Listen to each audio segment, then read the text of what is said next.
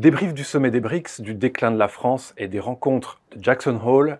Rechausser les crampons, c'est la reprise et le nouveau sommaire de l'Hebdor, votre revue de presse hebdomadaire autour de l'or, des métaux précieux, de l'économie et de la géopolitique.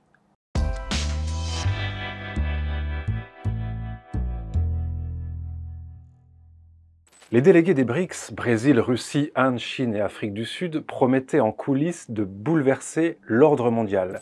Ils ont tenu parole et le 15e sommet des pays dit émergents restera dans l'histoire, nous dit Le Figaro.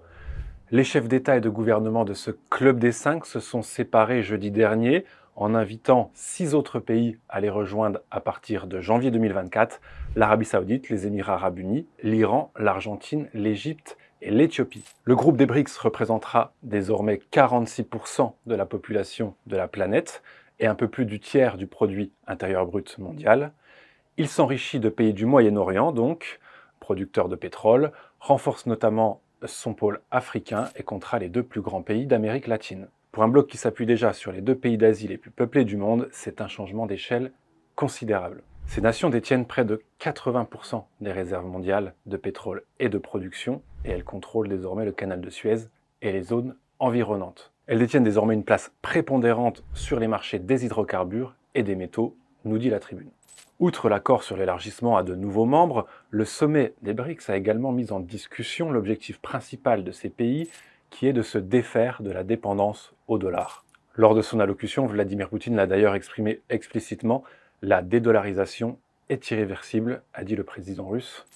Le président brésilien Lula s'est lui aussi montré très incisif sur le sujet. Alors si aucune annonce n'a été faite concernant une potentielle monnaie commune, difficilement envisageable à court terme, l'hypothèse d'une devise de réserve propre à ce groupe de pays est loin d'être morte et enterrée. Pour l'économiste Camille Macaire, interrogé par Le Point, nous assistons à une fragmentation de l'ordre monétaire international et à une volonté de dédollarisation de ces pays émergents.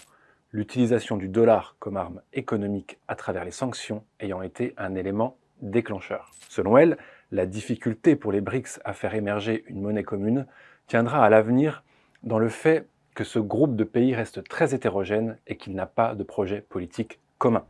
Il y a même des dissensions fortes au sein de ce bloc entre la Chine et l'Inde, par exemple, nous précise-t-elle. Le gros coup et le marqueur fort de cette dédollarisation, nous dit Capital, c'est bien entendu l'arrivée de l'Arabie Saoudite chez les BRICS, car ce virage opéré par Mohamed Ben Salman ainsi que sa très bonne entente avec le président chinois Xi Jinping pourrait signer la future émergence d'un pétro-yuan, signe de l'influence économique et financière croissante de Pékin dans le monde arabe, qui était jusque-là solidement arrimé au pétrodollar américain. Un contexte qui pourrait faire la part belle alors, à l'avenir, petit clin d'œil, durant ce sommet des BRICS, le cours de l'or a grimpé en flèche, prenant plus 30 €, élevant le prix de l'once d'or à 1777 €. Vous allez travailler et vous êtes toujours plus pauvre, c'est normal, ça s'appelle la France. Des pleins à 2 € le litre, des factures de gaz délirantes, une inflation alimentaire qui ne cesse de croître et des taxes à n'en plus finir. Nous l'avions noté avant les vacances, le pays fait également face à un nombre de défaillances d'entreprises très inquiétant. L'ingénieur membre des Éconoclastes Nicolas Meillan souligne que le carnage continue pour les TPE françaises, précisant que nous devrions dépasser prochainement le record historique datant de la crise financière de 2008, de 250 défaillances de TPE par mois. Dans un article intitulé « La France, un pays de pauvres avec quelques ultra-riches », le blogué lucide démontre que malgré ce qu'on appelle communément le modèle social français, le nombre de pauvres poursuit sa progression dans un contexte économique et avec des réformes qui laissent peu d'espoir à toute amélioration. En France, 53% des salariés disposent de moins de 2 000 € net par mois, nous dit Lucide. Et s'il est indéniable que la France présente un modèle social encore efficace contre une réelle explosion de la pauvreté, ce dernier n'empêche pas pour autant le creusement des inégalités, comme le note l'Observatoire des inégalités, qui souligne qu'aujourd'hui le taux de pauvreté est aujourd'hui plus élevé qu'au milieu des années 2000 en France. Toujours dans cet article, on peut lire que les années 70 laissaient entrevoir des possibilités d'amélioration de sa condition grâce à un taux de pauvreté qui baissait. Ce n'est plus le cas, les inégalités ne diminuent plus en bas de la hiérarchie des revenus depuis maintenant 40 ans. Conséquence de l'augmentation de la population, le nombre de pauvres a ainsi logiquement augmenté depuis les années 80. Quant à la grande pauvreté, seuls 10% des personnes la subissant en sortent au bout de 3 ans.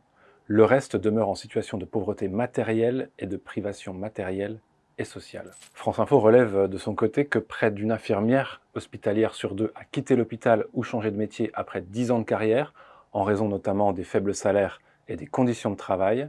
Le Parisien indique lui que le taux de privation, c'est-à-dire en gros le taux sur le renoncement des ménages à certains produits ou services, a atteint 14% en France, un record depuis 2013. Une situation dont on voit difficilement comment elle pourrait s'améliorer si l'on en croit Veracage, qui nous indique que, comme c'est arrivé en Allemagne il y a quelques mois et aux Pays-Bas au mois d'août, de nombreux indicateurs montrent que la France pourrait entrer en récession prochainement, récession qui pourrait amener de lourdes conséquences, notamment sur le taux de chômage ou encore l'inflation, et donc sur le pouvoir d'achat des ménages. Pas très réjouissant, je vous l'accorde. La réunion annuelle des banquiers centraux s'est déroulée la semaine dernière à Jackson Hole, aux États-Unis, un événement souvent attendu qui a cette fois accouché d'une souris. En gros, comme nous le dit le site Atlantico, les banquiers mondiaux attendent que les responsables politiques fassent leur travail. Mais ça tombe bien, nous aussi. Sinon, seule chose à se mettre vraiment sous la dent, Jérôme Powell, le président de la Fed, qui entend très vite continuer sa politique de hausse des taux directeurs pour lutter contre l'inflation. Allez, une petite nouvelle insolite pour terminer, le malheur des uns faisant le bonheur des autres. La Croix-Rouge va hériter d'un petit magot de 120 lingotins d'or. Ce mystérieux trésor avait été découvert dans un train en Suisse il y a 4 ans. Depuis, l'enquête de police n'ayant pas permis de retrouver le propriétaire et aucune infraction pénale n'ayant été découverte durant l'enquête, l'affaire a donc été classée et les 120 lingotins, d'une valeur d'environ 200 000 euros, ont été donnés au Comité international de la Croix-Rouge. Voilà, c'est fini pour aujourd'hui. Merci d'avoir suivi l'Hebdo et à mardi prochain pour une nouvelle revue de presse.